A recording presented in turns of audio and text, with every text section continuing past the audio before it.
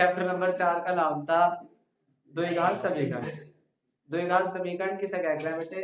ऐसी समीकरण जिसकी अधिकतम पावर, अधिकतम घात कितनी हो बेटे? 2 हो, तो उसे क्या बोलते हैं बेटे? द्विघात समीकरण। और मैंने तुम्हें कल होमवर्क भी दिया है। कौन कौन लेकर आया होमवर्क करके? सब लाए होमवर्क करके? बहुत बढ़िया। तो लाइए ना। अच्छा, तो हाँ तो ऐसी रही है। लाया क्यों करके? बहुत बढ़िया। हाँ भाई आर्यन, क्यों? अच्छा टाइम लग रहा तुझे भाई? हाँ भाई लाया? तू लाया? तुमने? तू तो आई नहीं कर तो लाई। हाँ भाई पीछे देखने वाले तुमने क्या करा भाई? करा दे, करा होमवर्क है ना? करा कर ले यार, है ना? देखो बेटे, कल हमने चैप्टर नंबर 4 स्टार्ट करा था और चैप्टर नंबर 4 का नाम था द्विघात समीकरण। और द्विघात समीकरण किसे कहते हैं? जिसकी ऐसी समीकरण जिसकी अधिकतम पावर, अधिकतम घात कितनी हो बेटे? हमारे पास 2 हो, तो उसे क्या बोलते हैं बेटे? हम द्विघात समीकरण, है ना? द्विघात समीकरण का मानक रूप क्या होगा बेटे?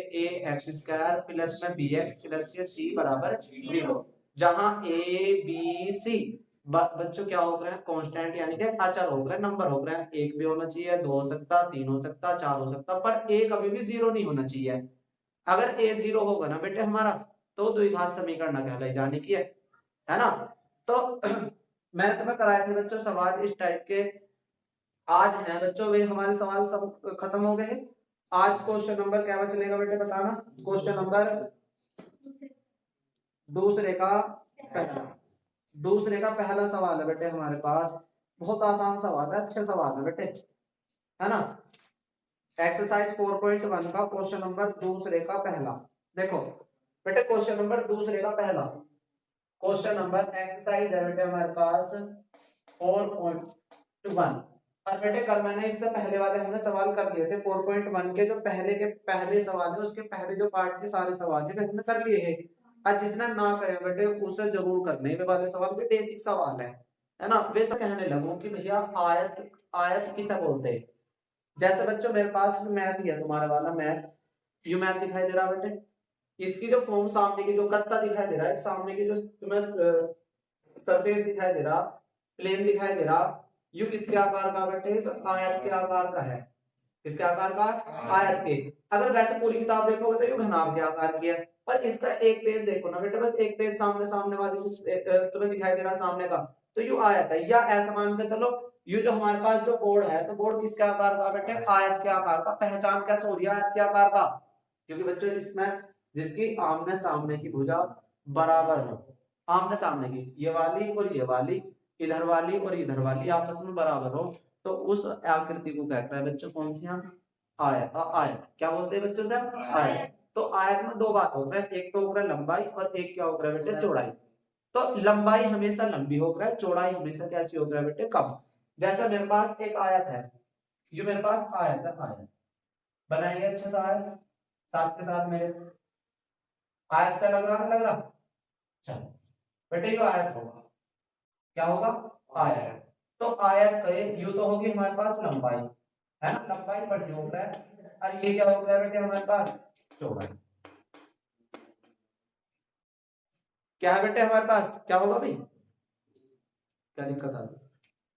कुछ होगा बता दी है ना? वैसे कर रहा हूँ झांक रहा नहीं। अच्छा देख देखा मतलब भाई।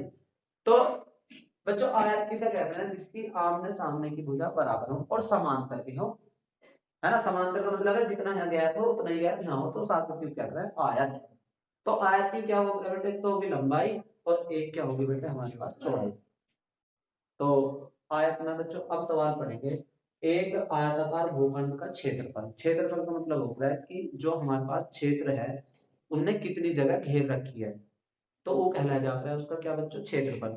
जैसे मैं कर लगू हमारे पास प्लेन है, कोई चीज है, और इसके ऊपर मैं क्या रखूं बेटे? एक चौक का डिब्बा रखूं, तो इस पे यू जो इन चौक के डिब्बे ने कितनी जगह इस गत्ते पर जगह घेर रखी है बच्चों, यू कहलाई जाता है इसका एरिया या क्षेत्रफल, है ना? तो क्षेत्रफल याद रखोगे जितना इस आयत ने घेर रखा बेटे, पूरा कवर अप कर रखा, पूरा घेर रखा, तो इसे क्या बोलते हैं बेटे? हम क्षेत्रफल बोलते हैं। घेरे हुए भाग को क्या बोलते हैं बच्चों? क्षेत्रफल। तो पूरा क्षेत्रफल कितना दे रखा है बेटे 528 मीटर स्क्वायर। क्षेत्र की लंबाई बेटे लंबाई जो है वो चौड़ाई के दुगने से एक अधिक है। कितना अधिक है एक। तो अगर हमारे पास चौड़ाई x है ना बेटे x, तो चौड़ाई की लंबाई जो है ना बेटे चौड़ाई की दुगनी, दुगनी का मतलब 2x होगा। और अधिक कह रहा कितना अधिक कह रहा बेटे एक अधिक कह रहा तो प्लस एक कर दिया। कोई मुश्किल बात है बेटे? कोई मुश्किल बात ना। लंबाई जो है चौड़ाई, लंबाई जो है चौड़ाई के दुगने से कितना अधिक है बेटे एक अधिक है। अगर लंबाई चौड़ाई कितना x मान ली तो बेटे लंबाई कितनी होगी 2x + 1। और बच्चों वैसे भी तुम याद रखो लंबाई इनमें से ज्यादा तो हो रहा है और उन्हें कह रखा है लंबाई ना वो चौड़ाई के दुगने से कितना अधिक है बेटे एक अधिक है। आगे बात समझ में? तो बच्चों भूखंड की लंबाई ये बताने की इसमें हमें समीकरण बना कर देखनी है कि समीकरण कैसे बनेगी। तो हम जानते हैं बच्चों, क्या जानते हैं बच्चों, आयत का क्षेत्रफल। किसका क्षेत्रफल? आयत का क्षेत्रफल। आयत का क्षेत्रफल क्या होता है बेटे? आयत का क्षेत्रफल बराबर होता है लंबाई गुना में चौड़ाई, है ना। तो बच्चों उन्नत क्षेत्रफल कितना दे रखा सवाल वाले ना 528। कितना दे रखा बेटे 528। लंबाई कितनी है बेटे बताना 2x + 1। और चौड़ाई कितनी है बेटे हमारे पास? चौड़ाई कितनी है x। सीधा कर लो बेटे, x जो है पहले किसके साथ जाएगा 2x के, और x किसके साथ जाएगा 1 के। तो ये हो जाएगा 528 बराबर 2x² + 1x। बेटे प्लस का इधर जाने के बाद कैसे हो जाएगा माइनस का, तो इधर क्या बची 0। बराबर का निशान लगाया 2x² करा प्लस के 1x लिखा। बेटे ये 528 प्लस का, देखो प्लस इसके आ गया तो इधर जाने के बाद कैसे हो जाएगा माइनस। तो कितना आसान है बेटे, सीधा कर दो बस 0 को इधर लिख दो। तो 2x² प्लस के 1x माइनस के 528 बराबर कितना हो जाएगा बेटे 0। और ये क्या हो जाएगी एक द्विघात समीकरण के रूप में आ जाएगा। बस ये तक करके लिखना, छोड़ना आंसर। बताओ भाई कोई मुश्किल बात हो तो बच्चों इसमें लिख के देख लो। माना यहां से लिखना, माना आयत की चौड़ाई कितनी मान लेंगे बेटा? आयत की चौड़ाई x। और माना जो आयत की लंबाई आएगी बेटे तथा या आयत की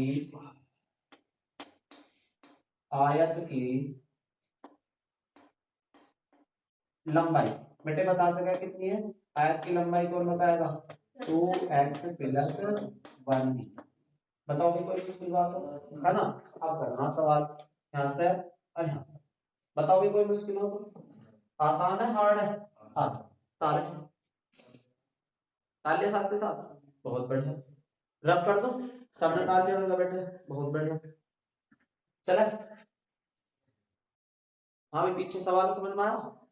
दोबारा समझो। चलो सवाल में सबसे पहले जो शुरू में दे रखा है ना पढ़ने को, निम्नलिखित स्थितियों को द्विघात समीकरण के रूप में निरूपित करना है। मतलब सवाल में बस उन्हें हल करने को ना बोला, उन्होंने बस ये कहा कि जो हमारे पास ये हमें हिंदी वाली स्टेटमेंट दे रखी है इसे क्वाड्रेटिक इक्वेशन की फॉर्म में लिख के दिखा दो, द्विघात समीकरण के रूप में लिख के दिखा दो, हमारा आंसर हो जाएगा। तो बच्चों क्या कर रहा है देखो फिर दोबारा से, दो क्रमागत। बच्चों याद रखना अगर हमारे पास दो कंसेक्टिव नंबर बूझने लगे, दो क्रमागत संख्या बूझने लगे, तो याद रखनी पहली क्रमागत संख्या कितनी हो रहा है बेटे x, और अगली वाली कितनी हो रहा है बेटे x + 1। तो माना पहली क्रमागत संख्या बेटे पहली ऐसा हो सके जैसे बेटे ऐसे क्रमागत संख्या लोग हैं जैसे 3 तो अगली वाली 4, है ना। अब लगातार हो, धनात्मक हो प्लस की हो, यूं ही कह रहा जैसे 6 हो तो अगली वाली 7 हो, ऐसे कह रहा हो। तो मान लिया माना पहली धनात्मक पूर्णांक, क्या मान लेंगे बेटे, क्या मान लेंगे बताओ?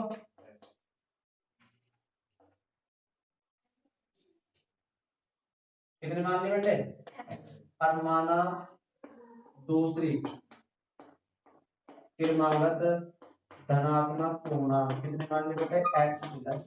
अब अकॉर्डिंग टू द क्वेश्चन प्रश्नानुसार क्या करा बेटे, प्रश्नानुसार पेपर में ऐसे करके दिखाना बेटे।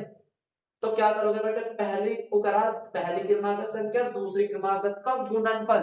बेटे इस बात को याद रखनी है, क्या लिख रहा है ना, क्या लिख रहा है बच्चे ना गुणनफल। और गुणनफल का मतलब क्या होता है बेटे दोनों की गुना करनी। किस किस की गुना करनी बेटे? एक्स की और गुना में किसकी एक्स प्लस 1 की गुना करनी और टू किसके बराबर आना चाहिए बेटे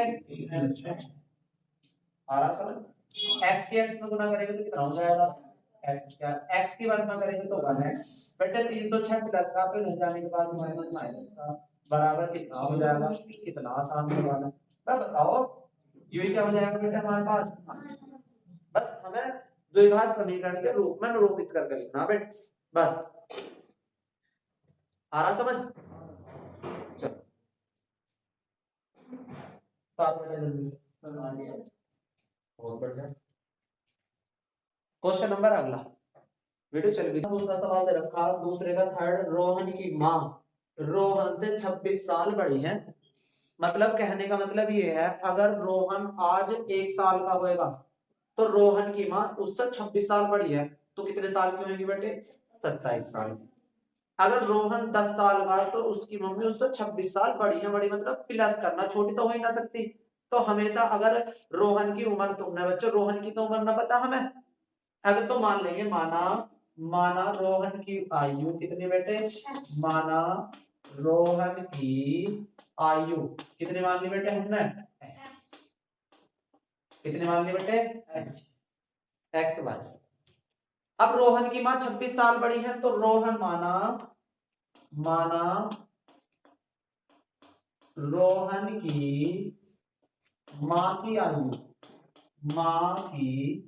आयु बेटे कितनी हो जाएगी बताना एक्स प्लस 26 बहुत बढ़िया वे 26 साल उससे क्या है बेटे बड़ी एक्स प्लस 26 अब कह रहा 3 वर्ष बाद अगर एक बात बताओ आज मेरी उम्र 24 साल है कितनी बेटे मेरी उम्र 24 साल तो 2 साल बाद कितनी हो जाएगी 26 कैसा पता चलिए तुम्हें जोड़ गया अगर आज मेरी उम्र बच्चों 30 साल हो जावे तो 5 साल पहले कितनी होगी मेरी 25 तो अपने उम्र पर ट्राई करके देखना जब भी सवाल का पश्चात का बाद में सवाल आने लगा कि नो सोच रहा है यार मेरी उम्र जो ना आज मैं 14 साल का होगा 2 साल बाद कितने का हो जाऊंगा 16 का और 2 साल बाद भैया है ना ऐसा सोचोगे पर 18 का होने का नाम पर 18 का भी सोच लो भैया हो जाएगा 18 में भैया कम से कम जब मैं 24 साल का होगा तो मेरा ना होगा 25 साल का होगा तो तुम लोग बच्चे ही हो अभी है तो मैं सोच लिया मैं 24 का होते 25 का होते भी हो जाएगा ना तो सोचना आज मैं उम्र जो ना बेटे मेरी 14 साल है 10वीं पास कर लूंगा फिर हम 12वीं पहुंच जाऊंगा 16 साल का हो जाऊंगा फिर तो बिहार का नंबर आ लिया है बिहार का बोलो भाई होएगा वो भी जरूर है तो 3 वर्ष बाद अब कैसा लग रहा चलो तो बच्चों क्या बनेगा भाई इन्वर्टर हमारा डाउन हो रहा थोड़ा सा काफी कैंसर मामला भाई तो चलो तो बच्चों क्या बनेगा हमारे पास बताओ वो करा 3 वर्ष बाद हाँ भाई 3 वर्ष बाद रोहन की आयु कितनी हो जाएगी बेटा बताना बहुत बढ़िया रोहन की आयु मेरे बच्चे कितनी हो जाएगी x प्लस 3 क्योंकि 3 साल बढ़ जाएगी है ना 3 वर्ष बाद रोहन की मम्मी छोटी रहेंगे है ना उनकी तो बढ़ने की ना पर क्या तो ना बढ़ने की बढ़ेगी बेटे बढ़ेगी रोहन की माँ की आयु कितनी हो जाएगी बच्चे बताना x प्लस 29 26 में 3 और जोड़ दिया कितने हो जाएंगे बेटे 29 अब कह रहा है कि रोहन की माँ रोहन से 26 वर्ष बड़ी है 26 वर्ष बड़ी कर दी उनकी आयु का गुणनफल इनकी आयु का गुणनफल 3 वर्ष बाद किसका 3 वर्ष किसका 3 वर्ष इनका गुणनफल और इनका गुणनफल x माइनस के 3 का x प्लस के 3 का और x प्लस के 29 का गुणनफल मतलब गुना वो किसके बराबर है बेटे 360 बहुत बढ़िया बेटे दो ब्रैकेट करने का गुना करनी मैंने सिखाई ना थी कर कैसे करते हैं x को यहाँ लिखते हैं प्लस के 3 को यहाँ लिखते हैं x प्लस 29 इसके साथ भी और x प्लस 29 इसके साथ है ना बराबर 360 x के x में x स्क्वायर x के 29 में 25 है 3 के x में 3 है 29 के x में 87 बराबर कितना होगा 360 बेटे जब भी दो ब्रैकेट एक साथ आ रहे तो उनकी या तो बीच वाले जुड़ेंगे या घटेंगे आ रहा कुछ ही समझ में हाँ भाई बीच में लाया जरा शाम को लगा दूंगा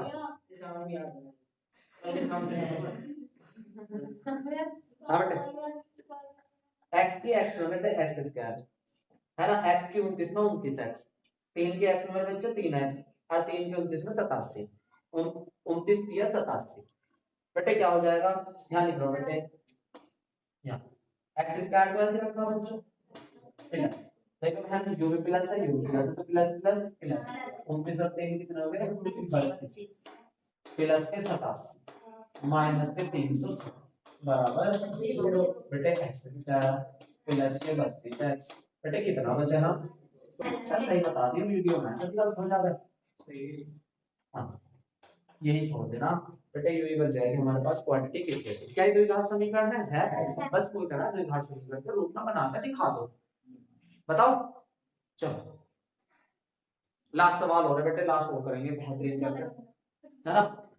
अच्छा सवाल है बेटे, काफी सवाल ऐसे सवाल हमारे पास बेटे हर एक्सरसाइज में मिलेंगे, और भी करेंगे हम, 2 सवाल और हैं, है ना, बेसिक सवाल है बच्चों। बस एक बात याद रखना, फॉर्मूला होता है बेटे 4 बराबर दूरी बटे समय।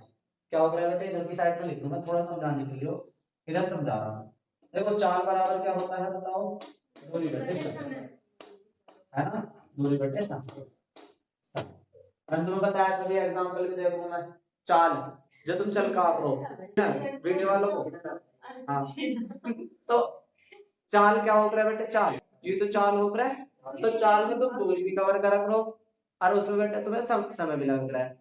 भाई चाल तो हर जगह चेंज हुआ है, और भैया बोलने का तो स्टाइल बदल ही जाता है बिल्कुल, खाने का स्टाइल बदल जाता है, चलने का स्टाइल बदल जाता है, दूरी बेटे चाल, है ना, इस चाल को मान लेगा सब भैया एक्सक्यूज मी भैया ये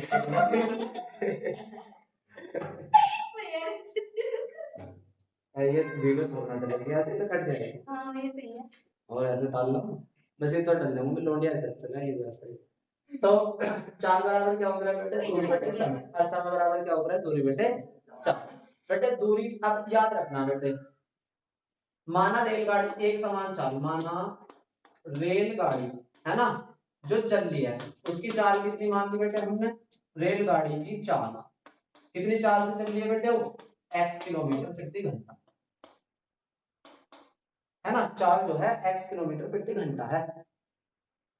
तो दूरी कितनी है बेटे, उसकी दूरी कितनी है बताना, दूरी 480। तो दूरी दे रखी है बेटे, रेलगाड़ी की जो दूरी करनी है कवर अप, वो कितनी करनी है बेटे, दूरी 480 किलोमीटर। बस एक बात याद रखना, एक तो मानना तुम्हें समय t1, कितना मानना बेटे t1, और t1 बराबर क्या हो जाएगा, या चाल बराबर क्या हो जाएगा बेटे, चाल बराबर t1 बराबर समय बराबर क्या होगा, दूरी, दूरी कितनी होगी 480 और बटे में x, पहले वाले को हमेशा x मानना, ठीक है। जो दूसरा वाला समय मानोगे t2, दूरी कितनी है 480 बटे समय कितना ले ली बेटे, चाल कितनी है उसकी, उगरा की पहले x थी, अब का 8 किलोमीटर प्रति घंटा कम करती, देख तो लो चाल, यहाँ देखो हम कम करने का मतलब क्या हो रहा है बेटे, माइनस, कितनी माइनस कर दी 8 किलोमीटर प्रति घंटा, खुद कह रहा सवाल का, मैं थोड़ी ना कह रहा हूँ। अब बच्चों याद रखना है, और कह रहा वह उसी दूरी को तय करने में 3 घंटे अधिक ले रही है। तो बेटे हमेशा याद रखना, पहला का हमेशा ज्यादा लिखना, फिर माइनस, फिर छोटा, फिर बराबर, और फिर क्या बेटे ये यू ज्यादा है या यू ज्यादा है, यू ज्यादा है या यू ज्यादा है। बच्चों इसमें x की वैल्यू कुछ भी रख के देख लो, जैसे 480 और बटे में कितना बेटे x, और बराबर 480 बटे x माइनस 8, बच्चों x की जगह में 10 रख के देखो, तुम कुछ भी रख लेना, मैंने 10 रख लिया यहाँ भी, तो यहाँ भी तो 10 ही रखूंगा बेटे, 480 बटे 10 माइनस 8 बेटे, 0 से 0 कट गई, कितना बचा यहाँ 48 बराबर, यहाँ कितना आ गया बच्चों 480 बटे 2, 2 से कट जाएगा कितनी बार 240, तो कौन सा बड़ा बेटे इसमें 240 बड़ा है 48 बड़ा 240, तो बेटे u बड़ा है और u छोटा है, तो पहला बड़ा लिखना t1 t2 माइनस t1, है ना, बराबर कितने घंटे ले रही है बेटे, नहीं समझ, तो भैया t2 कितना है हमारे पास बताओ, t2 पहले t2 लिखा, ये ज्यादा तो है बेटे, ज्यादा माइनस के कम बराबर 3, हमेशा ये रखना, पहले ज्यादा फिर माइनस फिर कम बराबर 3। अब ज्यादा के और कम की पहचान तुम्हें ऐसे करनी है ना। तो t2 का मान कितना बेटे 480 बटे x माइनस 8, आगे जल्दी जल्दी करते हैं, माइनस t1 का मान कितना बेटे 480 बटे x बराबर 3, बच्चों एलसीएम ले होंगे इनका, चमक रहा भैया। x की गुना किस में करनी, पहला x माइनस के 8 में, x की गुना 480 में, x गुना 480 माइनस बेटे x माइनस 8 की गुना किस में करनी है 480 और बराबर कितना हो जाएगा 3, साथ के साथ काटते रहते हो बेटे, फिर बाद में लेट हो जाओ।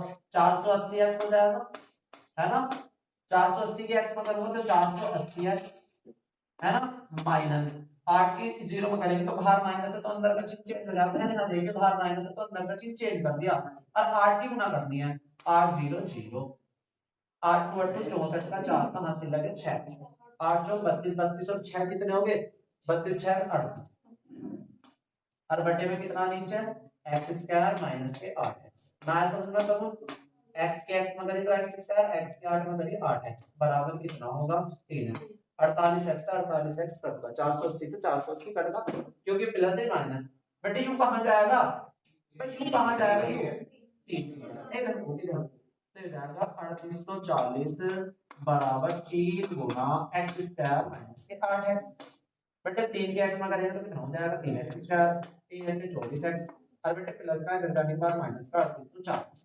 बराबर 3 क्या ये द्विघात समीकरण है बिल्कुल। पर बच्चे सर थोड़ी सी और सोल्व कर लो, आसान होगा, 3 से भाग हो, 3 से भाग हो, 3 से भाग, 3 एकम 3 अट्ठे 3 एकम 3 दूनी 3 अट्ठे बराबर 0, कितना आसान है, क्या ये द्विघात समीकरण है। बस कहा कि इसे क्वाड्रेटिक इक्वेशन की फॉर्म में लिख के दिखा दो और हमने इसे क्वाड्रेटिक इक्वेशन की फॉर्म में लिख के दिखा दिया। बताओ भाई कोई अच्छा लगा बेटे, 2.1 एक्सरसाइज जो होगी कंप्लीट होगी बच्चों, इससे ज्यादा से ज्यादा करके देखने सवालों को बार बार करके देखने, ये सवाल आ रहे हैं तुम्हारे पेपर में, है ना, और बेटे लाइक करनी, शेयर करना, सब्सक्राइब करना,